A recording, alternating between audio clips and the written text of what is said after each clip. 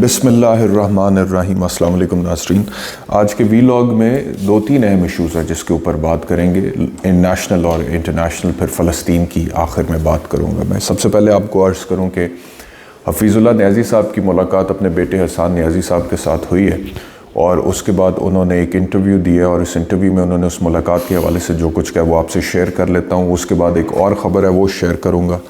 अच्छा, वो कहते हैं जी कि एक तो मुलाकात तकरीबन कोई 20 मिनट की थी और क्योंकि उनकी मुलाकात हुई थी निगरान वज़ीर आज़म अनवारुल हक काकड़ के साथ, तो काकड़ साहब ने उन्हें ये यकीन दहानी कराई थी कि वो कुछ करेंगे इस हवाले से, तो उसके बाद फिर उनकी मुलाकात पॉसिबल हो सकी है।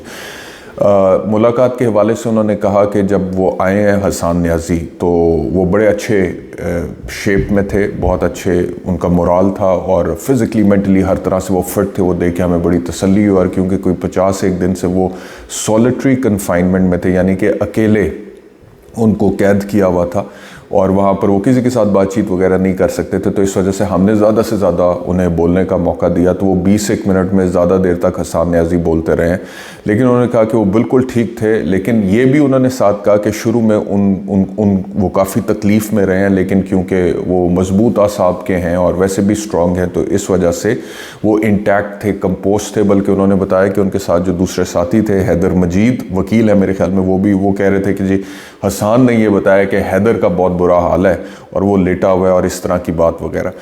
वो पूछा उनसे जब कि जी मुलाकात हुई कहाँ पे, तो उन्होंने कहा लाहौर में महफूज शहीद गैरिजन एक जगह है, वहाँ पे मुलाकात हुई है और मुलाकात में 2-3 लोग और भी थे और वो उनमें से एक कैप्टन साहब थे, 2 लोग और थे और वो मुलाकात के दौरान वहीं पर बैठे रहे।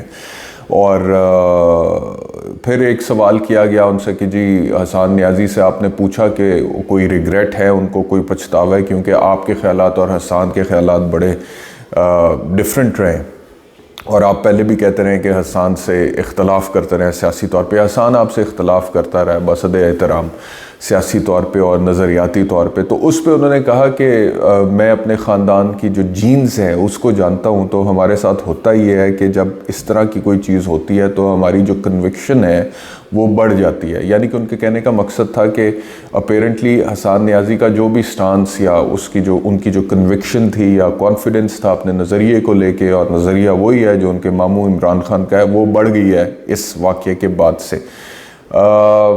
मज़ीद उन्होंने फिर कुछ बात इमरान खान साहब के हवाले से कही और उन्होंने कहा कि हसन ने पूछा कि क्या बनने जा रहा है, तो कहते हैं कि मैंने उसका जवाब ये दिया कि जी डिपेंड करता है कि इमरान खान साहब के मामलात अब किस तरह से तय होते हैं इस्टेब्लिशमेंट के साथ। अगर तो वो मामलात इस्टेब्लिशमेंट के साथ इमरान खान साहब के तय हो जाते हैं तो फिर आप लोगों के लिए भी आसानी हो सकती है, लेकिन अगर इस्टेब्लिशमेंट के साथ इमरान खान के मामला तय नहीं हो पाते हैं या नहीं होते हैं तो फिर उसका असर आप लोगों पर भी आएगा।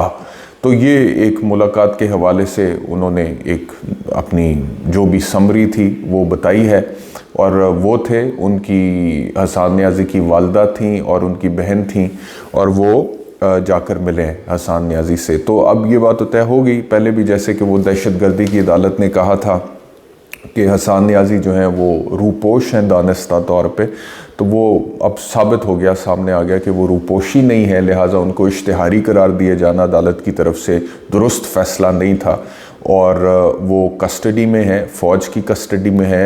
इज़ अवेटिंग मिलिट्री ट्रायल और probably the trial has started, I do not know. Niazi साहब ने पहले कहा था शुरू हो गया है, पीटीआई कह रही थी शुरू हो गया है, हुआ नहीं हुआ हमें नहीं पता, लेकिन बहरहाल वो फ़ौज की कस्टडी में ही हैं।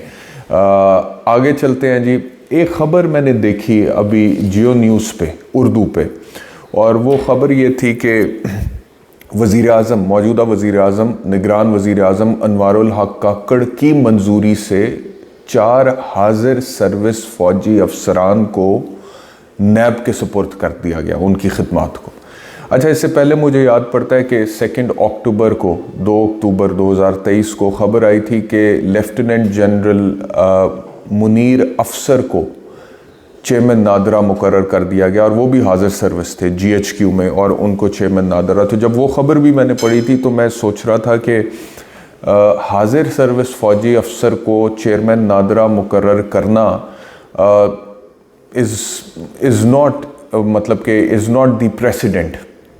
और ये मतलब कि फ़ौजी हाजिर सर्विस फ़ौजी अफसरान की सिविलियन इंस्टीट्यूशंस के अंदर तैनाती या उनकी खिदमत उनको दे देना नॉर्मली हमने आम तौर पे मार्शल लॉस के अदवार में होते हुए देखा है। किसी भी जमहूरी अदवार में इस तरह की प्रैक्टिस हमने नहीं देखी है।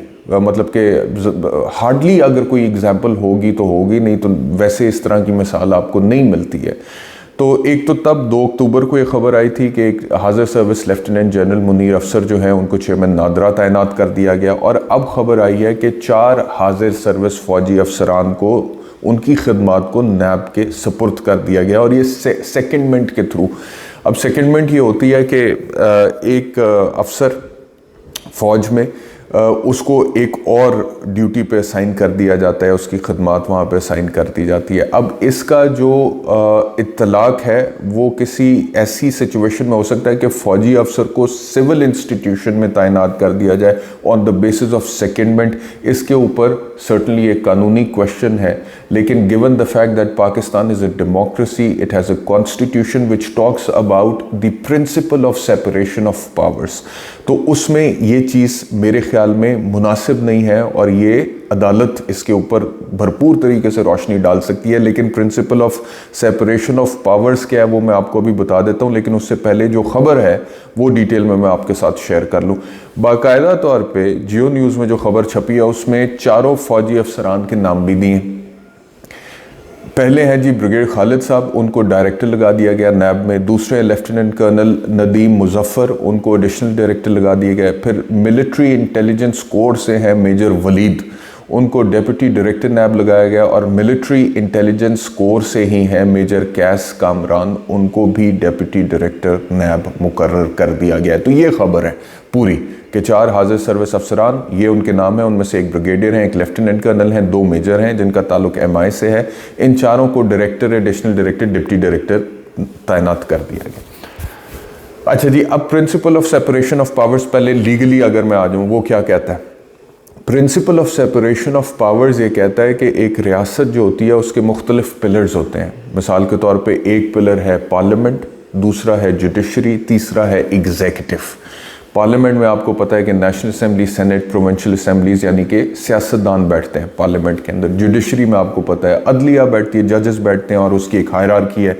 सुप्रीम कोर्ट है, उसके नीचे हाई कोर्ट्स हैं 4 सूबों के और गिलगित बल्तिस्तान के और आज़ाद कश्मीर का, और उसके नीचे जो हैं सबॉर्डिनेट कोर्ट्स जिनको ट्रायल कोर्ट्स कहते हैं वो आ जाते हैं। उसमें क्रिमिनल भी हैं, सिविल भी हैं, डिस्ट्रिक्ट कोर्ट्स भी हैं, सेशन कोर्ट भी हैं, मैजिस्ट्रेट भी है, सिविल जजेस भी हैं, वो सब कुछ आ जाता है। तो एक पिलर हो गया जी पार्लियामेंट, जिसमें सियासतदान बैठते हैं जो लेजिस्लेशन करते हैं यानी कि कानून बनाते हैं। पार्लियामान का काम कानून साजी है, कानून बनाना। अदलिया आ गई दूसरा पिलर, उसका काम है जो कानून पार्लियामेंट बना रहा है उसकी तशरीह करना, उसकी इंटरप्रिटेशन करना और उसकी रोशनी में फैसले सुनाना। अब तीसरा पिलर है एग्जीक्यूटिव, उसमें आ जाती है आपकी ब्यूरोक्रेसी। उनका काम है जो कानून पार्लियामान बना रही है और अदलिया उसकी तशरीह कर रही है उस कानून को नाफिज करना। तो एग्जीक्यूटिव जो है, ब्यूरोक्रेसी जो है, उसका काम इंतज़ामिया का है, इम्प्लीमेंटेशन ऑफ दैट लॉ। तो ये काम एग्जीक्यूटिव का है। और आर्म्ड फोर्सेस जो हैं उनका अगर एक तरह से कॉन्स्टिट्यूशनली आप देखा जाए तो वो फॉल एग्जीक्यूटिव में करते हैं, और उनका काम है पाकिस्तान का डिफेंस करना।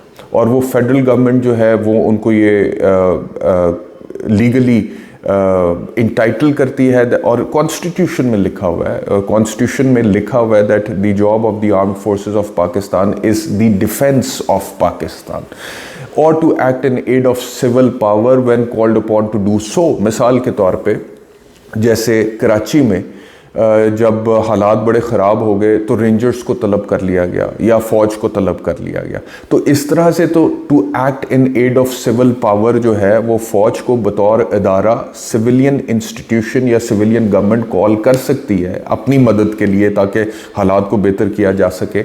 लेकिन एक हाजिर सर्विस, क्योंकि आपको पता ना कि हाजिर सर्विस फौजी अफसर या हाजिर सर्विस सिविल अफसर, चाहे वो ब्यूरोक्रेट है, फौजी है, वो सियासत नहीं कर सकता। और इवन अगर सियासत करनी भी है तो सरकारी नौकरी ख़त्म होने के 2 साल तक नहीं कर सकते हैं और उसके बाद कर सकते हैं। और उसके बाद फिर कुछ और तकाजे भी हैं। मिसाल के तौर पे अगर एक फ़ौजी अफसर है, वो रिटायरमेंट के बाद कोई और सरकारी नौकरी करना चाहता है किसी सिविल इंस्टीट्यूशन में, तो क्या वो कर सकता है? इसके ऊपर भी बाकायदा तौर पर कानून मौजूद है। और अगर कर सकता है तो कितनी देर बाद कर सकता है? तो बाकायदा तौर पे इन सारी चीज़ों के ऊपर कानून मौजूद है। तो अब सवाल ये पैदा होता है कि when you divide the roles of different institutions और पिलर्स ऑफ द स्टेट, मिसाल के तौर पे पार्लियामेंट है, कानून बनाओ, अदलिया है, कानून की तशरीह करो, एग्जीक्यूटिव है, उस कानून को नाफिज करो, फौज है, पाकिस्तान की हिफाजत करो, सरहदों की हिफाजत करो। तो अब principle of separation of powers ये कहता है कि हर इदारे ने अपना काम करना है और एक दूसरे के काम में इंक्रोच अपॉन नहीं करना है, मुदाखलत नहीं करनी है, ओवरलैपिंग नहीं करनी है। यानी कि पार्लियामेंट जो कानून बना रही है वो जजों का काम नहीं कर सकती, जज जो फैसले सुना रहे हैं वो इंतज़ामिया का काम नहीं कर सकते, इंतज़ामिया जो कानून को नाफिज कर रहे हैं वो सरहदों की हिफाजत नहीं कर सकते, इसी तरह जो सरहदों की हिफाजत कर रहे हैं वो बाकी तीनों का काम नहीं कर सकते। ये principle of separation of powers है जो किसी भी कॉन्स्टिट्यूशन जो कि जमहूरियत पर बेस्ड होता है उसके अंदर होता है। सिर्फ पाकिस्तान की बात नहीं है, आप ब्रिटिश कॉन्स्टिट्यूशन को उठाएं, आप अमेरिकन कॉन्स्टिट्यूशन को उठाएं, आप न्यूजीलैंड के कॉन्स्टिट्यूशन को उठाएं, ऑस्ट्रेलिया के कॉन्स्टिट्यूशन को उठाएं, किसी भी महज़ब मुआशरे में जमहूरी कॉन्स्टिट्यूशन को आप उठाएं तो आपको यही प्रिंसिपल मिलेगा, principle of separation of powers. अब इसका जो रिवर्स है या इसके जो ऑपोजिट है वो ये है कि अगर कहीं पे जमहूरियत ही नहीं है, मिसाल के तौर पे बादशाहत है या डिक्टेटरशिप है, तो वहाँ पे सेपरेशन ऑफ पावर्स नहीं होती है। अब एक बादशाह है या एक डिक्टेटर है, वो सारी चीज़ें जो है पावर जो है वो अपने नीचे ले आता है। वो फिर जज का काम भी करता है, वो पार्लियामेंट का काम भी करता है, वो इंतज़ामिया का काम भी करता है और वो दिफा का काम भी करता है, फौज का काम भी करता है। इसी तरह कोई डिक्टेटर है वो भी सारे काम करता है। तो ये जो सेपरेशन ऑफ पावर्स है इसको इंश्योर करना किसी भी डेमोक्रेसी में बड़ा इंपॉर्टेंट होता है, क्योंकि जब ये प्रिंसिपल ब्रीच होता है तो उससे फिर कबाहतें या कॉम्प्लिकेशंस या कॉन्सेंट्रेशन ऑफ पावर, यानी कि एक ही जगह पे ताकत का इकट्ठे हो जाना, और वो एक कोटेशन है ना, that power corrupts and absolute power corrupts absolutely, तो वो सिचुएशन क्रिएट होना शुरू हो जाती है। तो ये तो लीगल मैंने आपको पोजीशन बताई है इस हवाले से। अब मैं आ जाता हूँ ज़रा इसके अगर प्रैक्टिकल पॉइंट ऑफ व्यू से बात करें, और लीगल पोजीशन सर्टनली अदालतें समझती हैं और वो अदालतों का काम है फैसला देना, लेकिन मैं सिर्फ एक वकील की हैसियत से लीगली इनलाइटन करना चाह रहा था इस मामले में। अच्छा जी, अब अगर प्रैक्टिकल में आ जाएँ तो प्रैक्टिकल में मैं आपसे अर्ज़ करूँ, अब हमारी जो फ़ौज है, एक पाकिस्तान की तारीख़ है, 75 साल में फ़ौजी अदवार आए हैं, मार्शल लॉस लगे हैं, कंट्रोवर्शियल थे, लोग उनसे बहुत ज़्यादा तहफ़्फ़ुज़ात का इजहार अभी भी करते हैं, करते भी रहे हैं, आगे भी करेंगे। मौजूदा सूरत हाल जो है पाकिस्तान में वो भी सर्टनली इस वक्त अच्छी नहीं है, लोगों को उसके ऊपर तहफ़्फ़ुज़ात हैं। लेकिन फ़ौज जो बतौर अदारा है, मिसाल के तौर पे फ़ौज ने बाकी जो उनकी सियासत में मुदाखलत इस्टेब्लिशमेंट की रही है उसको आप अपनी जगह पे रखें 1 मिनट के लिए, लेकिन बतौर अदारा एक मजबूत तगड़ी फ़ौज की रियासत पाकिस्तान को ज़रूरत है, 24 करोड़ अवाम को ज़रूरत है, दहशतगर्दी के ख़िलाफ़ जंग लड़नी है तो फ़ौज की ज़रूरत है। अच्छा, अब उस फ़ौज ने पाकिस्तान को बहुत हीरोज़ दिए हैं, मेजर अजीज़ भट्टी शहीद से लेके, राशिद मिन्हाज शहीद से लेके कारगिल वॉर तक, और फिर दहशतगर्दी की जंग में मेजर सलमान और बहुत सारे ऐसे लोग जिनके ऊपर हमने प्रोग्राम्स किए हुए हैं। मुझे याद है सारे हमने, वो कर्नल साहब एक कोटा में जिनको गोली लगी थी और वो शहीद हुए थे, बहुत। तो ये जो फ़ौज का एक मुकाम है और रुतबा है बतौर पाकिस्तानी कौम के मुहाफ़िज़ का, ये इतना बड़ा है और इसका इतना मतलब कि एहतराम है पाकिस्तान की कौम की नज़र में कि जब उस इदारे में नौकरी करने वाले हाजिर सर्विस अफसरान को आप निकाल के नैब जैसे कंट्रोवर्शियल इंस्टीट्यूशन में इंडक्ट करेंगे, उनकी खिदमत देंगे। तो मेरे ख्याल में ये फ़ौज के इमेज के लिए भी प्रैक्टिकली से, मैं लीगली तो बता चुका हूँ सिचुएशन, प्रैक्टिकली अच्छा नहीं है। अब नैब कौन सा इदारा है आप मुझे बताएं। एक तरफ फ़ौज है हमारी, सरहदों के मुहाफ़िज़, वो सरहदों पर रातों को जागते हैं ताकि पाकिस्तान के अवाम सुकून से अपने घरों में सो सकें। ये हम भी कहते रहे हैं, आप भी समझते हैं, सारे समझते हैं। लेकिन जब उसी फौज में से चंद अफसरान को निकाल कर आप नैब में इंडक्ट कर देंगे, तो नैब क्या है? अब नैब के ऊपर आप स्टेटमेंट्स पढ़ लें, किसी भी सियासी जमात, चाहे वो PMLN है, पीपल्स पार्टी है, PTI है या और कोई, सब तो कह चुके हैं कि नैब पॉलिटिकल विक्टिमाइजेशन का एक टूल है। नैब जो है वो सियासतदानों की अकाउंटेबिलिटी नहीं बल्कि विक्टिमाइजेशन करती है। और ये कोई भी पॉलिटिकल पार्टी किसी ना किसी वक्त में कहती रही है। पिछले चेयरमैन नैब जो थे, पिछले मेरे ख्याल में रिटायर्ड जस्टिस जावेद इकबाल साहब, उनका कितना बड़ा स्कैंडल सामने आया कि वो अब्यूज़ ऑफ अथॉरिटी का था। उसके ऊपर मैं प्रोग्राम्स भी कर चुका हूँ और वो स्टोरी मैंने ब्रेक भी की थी उस टाइम पे। उसको पूरी एक जो है लॉट सियासतदानों की वो एक मखसूस रंग देती है कि इमरान खान ने वो करवाया था और इमरान खान ने ऐसे किया था। लेकिन मैं उस पूरी कहानी में एक बड़ा फंडामेंटल कैरेक्टर था और वो स्टोरी मैंने ब्रेक की थी। और मुझे मालूम है कि इमरान खान का कुछ लेना देना नहीं था उसके साथ, बल्कि वो खातून का बाद में भी मैंने इंटरव्यू किया और वो कई दफ़ा मेरे सामने बिल्कुल झूठी पड़ गई कि इमरान खान का उससे लेना देना नहीं था। बहरहाल कहने का मकसद ये है कि नैब के हवाले से तो कंट्रोवर्सीज ख़त्म नहीं होती हैं भाई। जस्टिस जावेद इकबाल से लेके शाहिद खाकान अब्बासी, अभी नैब ने जो फैसला दिया ख्वाजा बरादरान के हवाले से बेगुनाह है, पहले गुनहगार लग रहे थे, सबूत बहुत ज़्यादा है। अभी नैब ने जो फैसला दिया शहबाज शरीफ या दीगरों के हवाले से मिसाल के तौर पे तफ्तीश में, और कितने रेफरेंसेस खुले कितने बंद हुए। जब सियासी तौर पर बंद नहीं रही होती इस्टेब्लिशमेंट के साथ, तब नैब उन्हीं सियासतदानों के खिलाफ केसेस बनाता है, रेफरेंस बनाता है, केस खड़ा करता है, उनको ट्राई करता है। जब इस्टेब्लिशमेंट के साथ उनकी बच जाती है, नैब वो रेफरेंसेस बंद कर देता है, कहता है शवाहिद ही कोई नहीं है। तो कहने का मकसद यह है कि नैब एक मुतनाज़िया इदारा है। अव्वल तो इसको रिफॉर्म करना है तो इसको सियासत से पाक करें।